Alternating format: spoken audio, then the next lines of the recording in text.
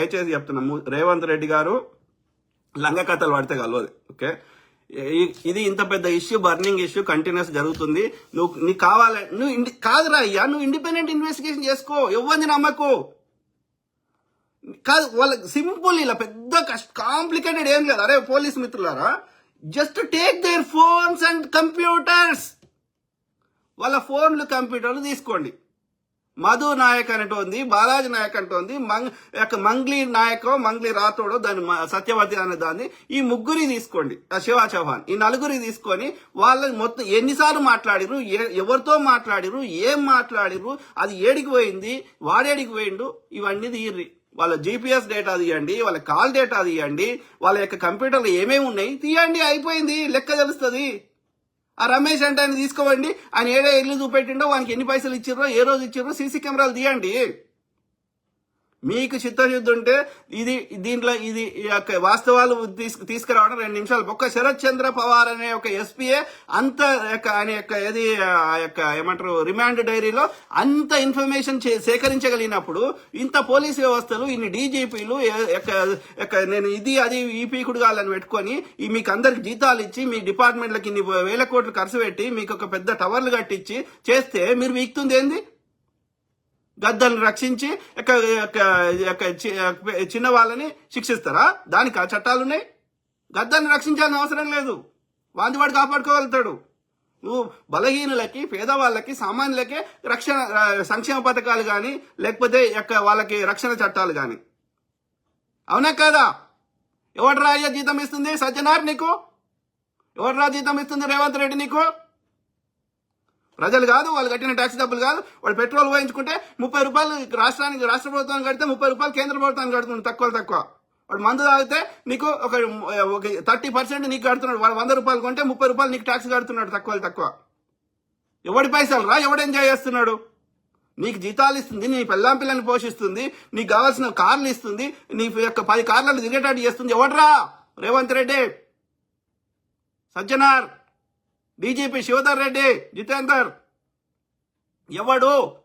పేద సామాన్యులు కాదా? ఎన్నికల ముందు వచ్చి నీతి వాక్యాలు చెప్పుడు కాదు. ఆలోచించండి మిత్రులారా, దయచేసి ఆలోచించండి. సో నేను ఒక్కటే కోరుతున్నా, ఇది మెల్లగా చెప్తే ఇనే రకాలు లేరు వీళ్ళు. ఎందుకంటే వాడు దోసుకున్న దానికెళ్ళి అందరు దొంగ ముండ కొడుకులకు వాటాలు వస్తాయి కాబట్టి చర్యలు తీసుకోరు. దానికి తోడు ఈ కులం ఓటు పాడైంది. అలా ఏ రెడ్డి ఆమెకు, రెడ్డి ఆయనకు అయితే, ఏ వెల్మ ఆయనకు అయితే, ఏ బాపనోళ్ళకి అయితే ఇమ్మీడియట్ చర్యలు ఉంటాయి. ఎవరు అడగకముందే బాపనోళ్ళకి ఈడబ్ల్యూఎస్ కింద 10% తెచ్చిండు. వీడు కొట్లాడినా బీసీలు ఇంకోరు కొట్లాడినా ఎవడు తెస్తలేడు. సో ఈ మహిళలకు వాడు ఏది ఇప్పటికి కూడా ఇంప్లిమెంట్ చేస్తారు.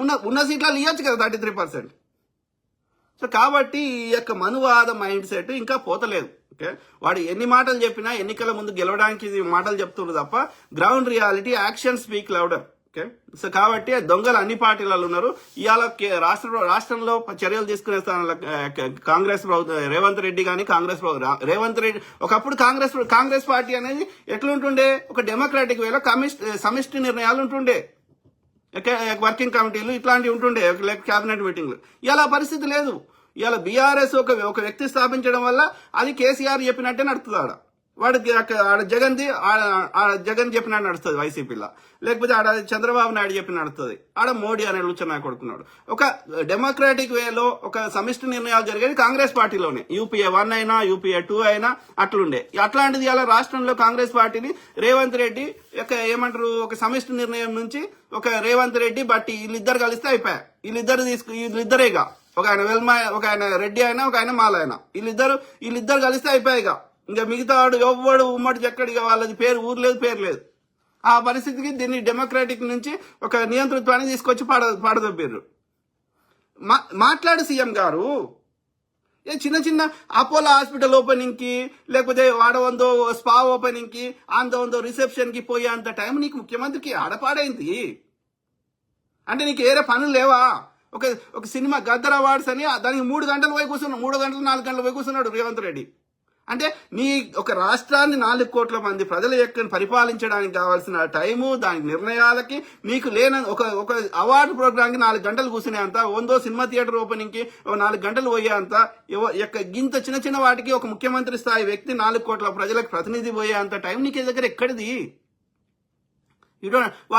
వాడు దేశాలు తిరిగేంత టైం ఎక్కడిది మోడీకి 24 గంటలు పనిచేయడానికి? అంటే మీరు పరిపాలన చేస్తలేరు. ఆడ కూడా బ్యాక్ ఎండ్ లో కూడా నిర్ణయాలు తీసుకుంటుండ్రు, మీరు పేరుకే ఉన్నారు. ఆ చిన్న వాడికి ఒకవేళ నిజంగా టైం ఉన్నా కానీ ఆ చిన్న వాడికి పోవాల్సిన అవసరం ఏంది ఒక ముఖ్యమంత్రి స్థాయి వ్యక్తి? ఆలోచించండి మిత్రులు. సో ఆ క్రమంలో నేను ఏమంటున్నా అంటే దీనికి పరిష్కారము వీళ్ళకి మెల్లగా చెప్తే అర్థమయ్యే స్థాయిలో వాళ్ళు లేరు కాబట్టి ద ఓన్లీ సొల్యూషన్ ఈజ్ ఎవరైతే బాధితులు ఉన్నారో, నేను మధ్యవర్తి సుబ్బారావు వీళ్ళ గురించి మాట్లాడతలే, లేకపోతే ఆ మీడియా గురించి మాట్లాడతలే. ఓకే, వాళ్ళు ఎక్స్పోజ్ చేస్తున్నారు ఈ ఇష్యూని, దాని డైడౌన్ కాకుండా చచ్చిపోకుండా దానికి న్యాయం దొరికేదాకా వాళ్ళు ఎక్స్పోజ్ చేస్తున్నారు, వాళ్ళ మీడియా అందరినీ అప్రిషియేట్ చేస్తున్నారు.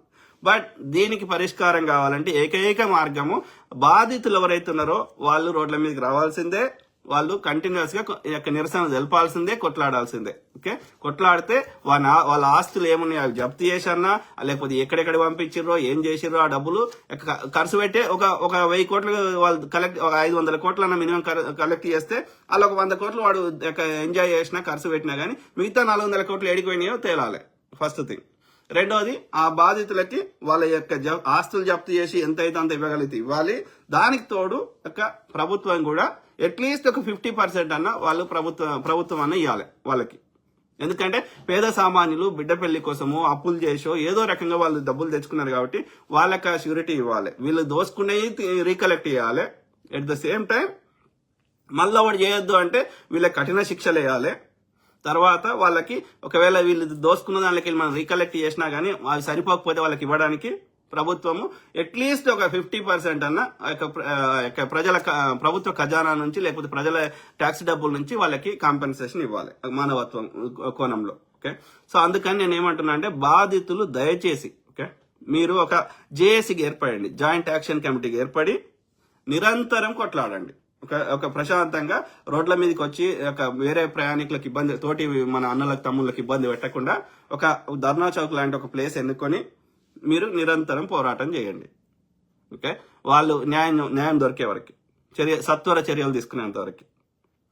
సో పోలీసు మిత్రులారా దయచేసి వాడు ఓడో రాజకీయ నాయకుడు పైన వాడు చెప్పిండు కాబట్టి నేను చేయగలదు. ఓకే, అందుకే ఈ తలకాయ నొప్పులు ఉండొద్దంటే ఈ యొక్క పోలీసు ముఖ్య అధికారులని, ఈ యొక్క న్యాయశాఖ యొక్క జడ్జిలని, అట్లనే హ్యూమన్ రైట్స్ కమిషన్ వాళ్ళని ఏ సంస్థలు వ్యవస్థలు అయితే ఇండిపెండెంట్ పనిచేయాలనో, సిబిఐ డైరెక్టర్ ఇట్లాంటి వాటిని అవి ప్రభుత్వంలో ఉన్న పార్టీలకు అనుబంధ సంస్థల లెక్క పనిచేయకుండా అది ప్రజల కోసం పనిచేసే విధంగా, ప్రభుత్వంలో తప్పు చేసిన వాళ్ళని కూడా శిక్షించే విధంగా ఉండే విధంగా ఏర్పాటు చేశారు రాజ్యాంగంలో రాయబడ్డాయి. కానీ వాళ్ళని ఎన్నుకునే అధికారం ఈ రాజకీయ నాయకులకు ఇవ్వడం వల్ల అప్పుడు ఏమైతుందంటే అవి వాళ్ళకి అనుకూలమని పెట్టుకొని అవి వాటి అనుబంధ సంస్థల లెక్క పనిచేస్తున్నాయి. కేంద్రంలో ఉన్న అన్ని సంస్థలు బీజేపీ అనుబంధ సంస్థల లెక్క అయిపోయినాయి. రాష్ట్ర ప్రభుత్వాలు కూడా వాళ్ళు ఏదైనా చేయాలంటే వాడు ఇబ్బంది పెడుతున్నాడు కాబట్టి ఈ కేంద్ర సంస్థలు వాడుతుండు, సిబిఐ ఈడీ వాడుతుండు కాబట్టి అవి పనిచేస్తాయి. మొత్తం అన్ని వ్యవస్థని దాదాపు సంపేసిండు. ఒకే ఒక కారణం, వీళ్ళని ఎన్నుకునే అధికారం వానికి ఉంది కాబట్టి. సో దీనికి పరిష్కారం ఏంది? ప్రజలే డైరెక్ట్ ఎన్నుకోవాలి. ఎమ్మెల్యేని ఎన్నుకున్నట్టు, ఎంపీని ఎన్నుకున్నట్టు, ఎమ్మెల్సీని ఎన్నుకున్నట్టు అట్లీస్ట్ అందరు ప్రజలకు అంత అవగాహన లేకపోయినా కనీసం గ్రాడ్యుయేట్లన్నా ఈ యొక్క సిబిఐ డైరెక్టర్ని, ఈడీ డైరెక్టర్ని, ఈ యొక్క డీజీపీని, ఎవడైతే పోలీస్ శాఖకు ఎవడైతే డెసిషన్ మేకింగ్ తీసుకునేటోళ్ళని, హ్యూమన్ రైట్స్ కమిషన్ సంబంధించిన చైర్మన్లని వీళ్ళందరినీ ప్రజలే ఎన్నుకోవాలి. అప్పుడే అవి కొంతవరకైనా ఇండిపెండెంట్ పనిచేస్తే ఏమని ఒక ఆశ. లేకపోతే ప్రభుత్వంలో ఉన్నోడు ఏం చెప్తే అదే అట్లా ఇక వాళ్ళ పార్టీ అనుబంధం, ఎందుకంటే దోసుకున్నోడే ఇవ్వగలుగుతాడు వాళ్ళకి. ఇక నష్టపోయేదోడు పేదోళ్ళు సామాన్యులు. ఇది నిరంతరం జరుగుతుంది. కాబట్టి ఎవరైతే బాధితులు ఉన్నారో దయచేసి మీరు ఒక జేఏసీకి ఏర్పడండి. సంపత్ నాయక్ ఒకసారి మాట్లాడి, లేకపోతే ఆమె ప్రత్యూష రాథోడ్ మాట్లాడి ఇట్లా వర్కౌట్ కాదు. Okay, please form a JAC, ఏది మైక్రో ఫైనాన్స్ బాధితుల జేఏసీ అని పెట్టి మీరు నిరంతరం ఒక కార్యాచరణతోటి పోరాటం చేయండి. ప్రభుత్వాలు ఎందుకు దిగిరావో చూద్దాం దయచేసి. ఓకే, అది నేను దీనికి సొల్యూషన్. ఓకే.